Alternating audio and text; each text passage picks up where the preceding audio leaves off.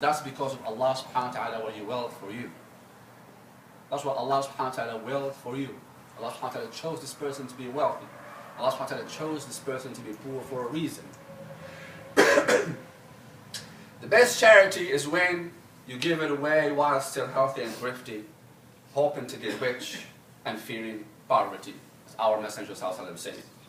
Allah subhanahu wa ta'ala says in the Quran, أعوذ بالله من الشيطان الرجيم ويطعمون الطعام على حبه مسكينا ويتيما وأسيرا إنما نطعمكم لوجه الله لا نريد منكم جزاء ولا شكورا. Allah subhanahu wa ta'ala says, and they gave food in spite of their love for it to the miskin. The miskin is the poor and the needy, the orphan. This goes by order. The orphan and the captive. Saying, we feed you seeking Allah's face only. We feed you seeking Allah's face only, wish for no reward. You don't need anything for this person when you give sadaqah.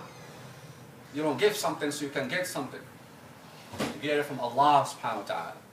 He's the one who will reward us in this dunya and the hereafter.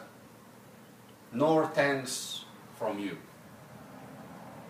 Neither thanking you. That doesn't mean if somebody gives you something you won't thank him, because the Prophet ﷺ said, "Man la yashkuru nas, la yashkuru Allah. Man la yashkuru nas, la yashkuru Allah." Whomever doesn't thank the people of mankind, he doesn't thank Allah. He doesn't thank Allah. Allah subhanahu wa ta'ala says in the Quran, وَلَئِن شَكَرْتُمْ لَأَزِيدَنَّكُمْ. If you thank me and be grateful for what I've given you, I will give you more. وَلَئِن كَفَرْتُمْ إِنَّ عَذَابِي لَشَدِيدٌ. And if you disbelieve in it and ignore it, then Allah subhanahu wa ta'ala is providing this for you.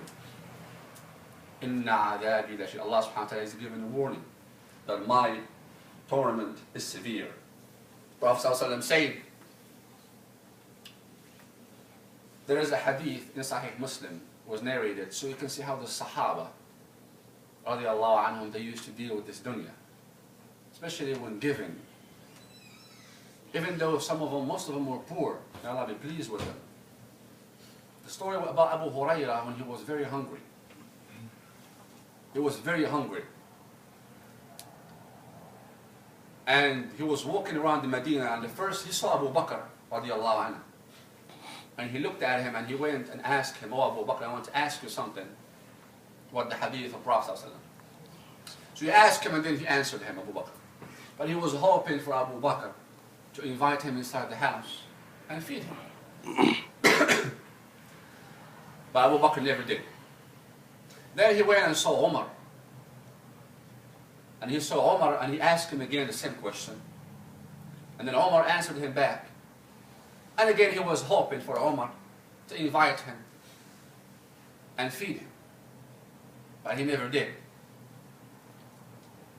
And then he saw the Prophet ﷺ. And as we know, ﷺ, he will look at you and he will know what you feel.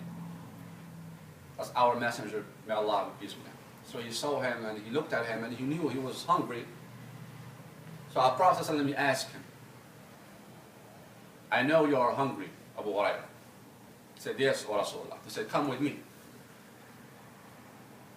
Back then, at that time, there were people who used to be called Ahl al-Sufa.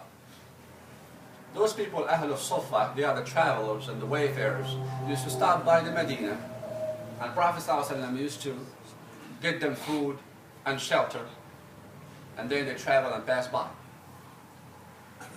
So and then he ordered and he told Abu Hurairah, "Oh Abu Hurairah, go and milk these goats."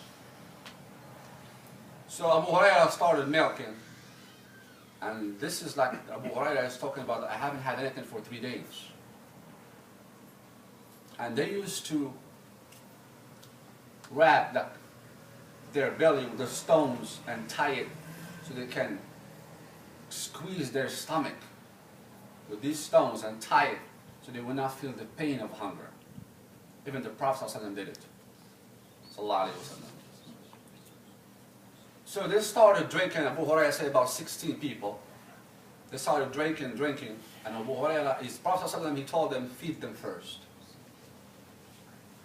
He never took a sip of milk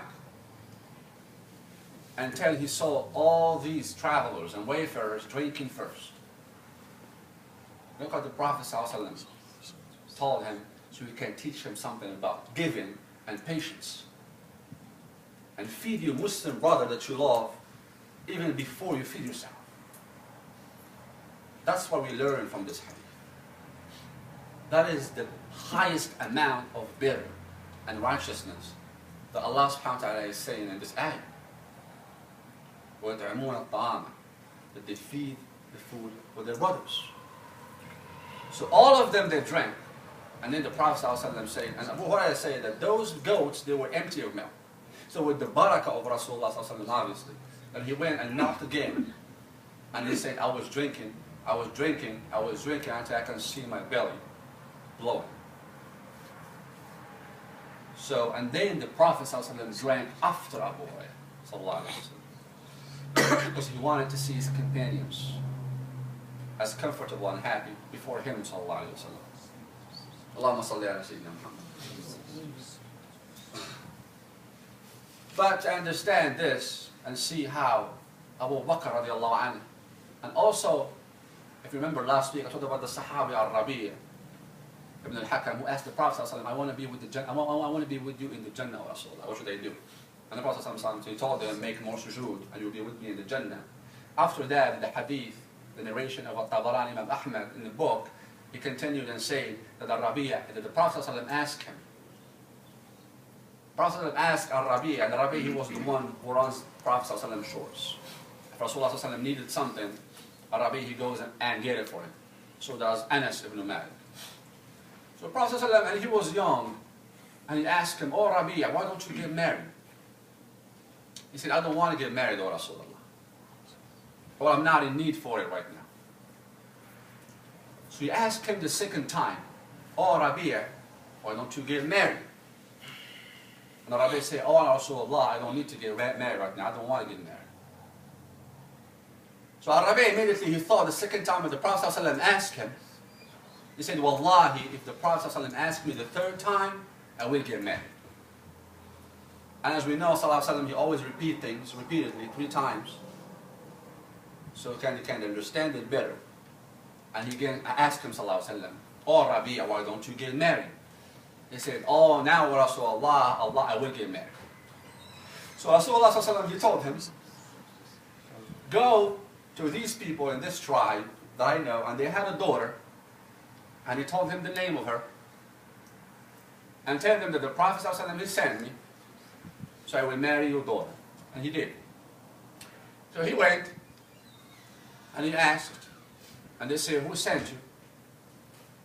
And he said, the Prophet ﷺ sent me for the hand of your daughter. So when they immediately obviously heard that the Prophet ﷺ sent him, they gave him their daughters, and he got married. And then when he got back, he met Abu Bakr and Rasulullah ﷺ. And then the Prophet ﷺ, look how, subhanAllah, this Arabic thinks. Look how, why he didn't want to get married. And you see why. So he told Abu Bakr, Prophet ﷺ, that I will give you land. This is your share, and this is Arabia's share. They only had a palm tree that divided the 2 lands between them. Abu Bakr's land and Arabia's land. So he can start a living and a family. So after a while, the dunya started to, you know how the dunya is. They started arguing about this palm tree, is it mine or yours? So Abu Bakr was saying, Wallahi, it's mine. Arabi would say, oh no, Wallahi, it's mine. And his thinking is that from the first place, this is why I didn't want to get married. That's his thought and his belief, because he was with the Prophet ﷺ every day. And he gave the answer, I said, oh Rasulullah, if I get married, I won't be seeing you every day. How do you think? I just want to be with you in this dunya and the hereafter. Then he thinks about how much the Prophet ﷺ loved Abu Bakr. So Abu Bakr, he took him and said, let's go to the Prophet ﷺ and see how he's going to judge between us. So they went to the Prophet ﷺ, and Al-Rabi'a, he said, on my way, I'm thinking that Abu Bakr loves Allah more than me. And Abu Bakr, loves the Messenger ﷺ more than me. Because the Prophet ﷺ has mentioned it many times, and obviously Abu Bakr is mentioned in the Quran. That he is the friend of the Prophet ﷺ when they were in the cave. So he's saying, if Allah loves Abu Bakr more than me, or Abu Bakr loves Allah, and Abu Bakr loves the Prophet ﷺ more than me, who am I to Abu Bakr? Look how humble he is. Before they even stopped at the Prophet ﷺ, Al-Rabi' told the Messenger ﷺ, "Oh Rasulullah, I know that Abu Bakr is the most lovable man of your friends. In the sake of Allah, I will give him what he wants. And I am afraid of the punishment of Allah." He was afraid of the punishment of Allah because that Abu Bakr was mentioned in the Quran, and because the Prophet ﷺ always talking good about Abu Bakr, that if I die, Abu Bakr will be after me. That's how they respect Allah of each other.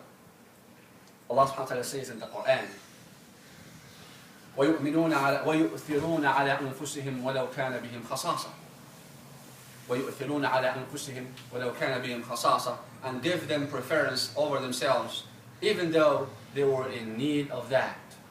Even though you really need that thing, but you give it in the sake of Allah. Because Allah subhanahu wa ta'ala says in the Quran about the righteousness and the birr, لَن تَنَالُوا الْبِرَّ حَتَّى تُنْفِقُوا مِمَّا تُحِبُّونَ.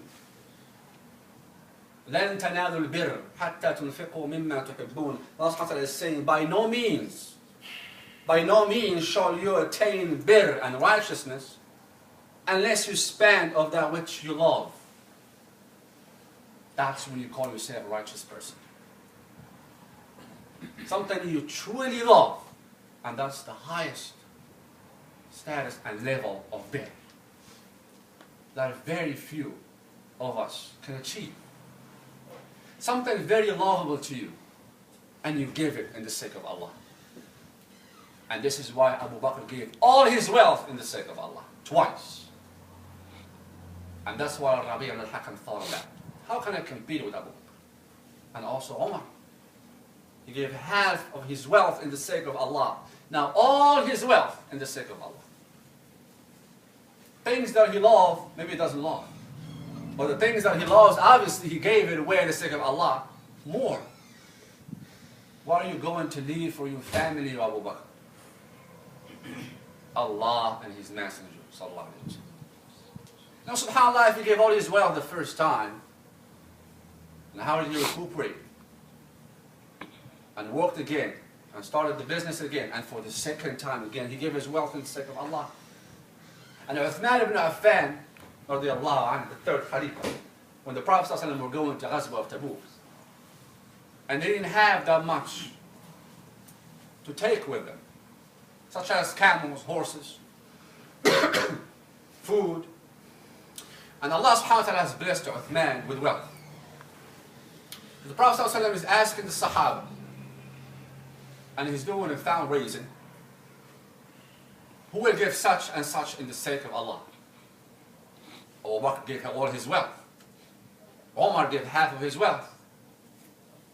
And Uthman raised his hand, I will give 100 camel in the sake of Allah. 100 camel. One camel back then was very expensive. You can compare it to a nice, really nice car in our time. Not 5 or 10 or 20, but 100. And then Prophet ﷺ said, who can give in the sake of Allah? Uthman raised his hand. 100 horse in the sake of Allah Rasul. And there were up to 10,000 Sahabis back then. So subhanAllah, every time the Prophet ﷺ asked, Uthman raised his hand. And who bought the well from the Jew so the Muslims can drink? Because he asked a lot of money.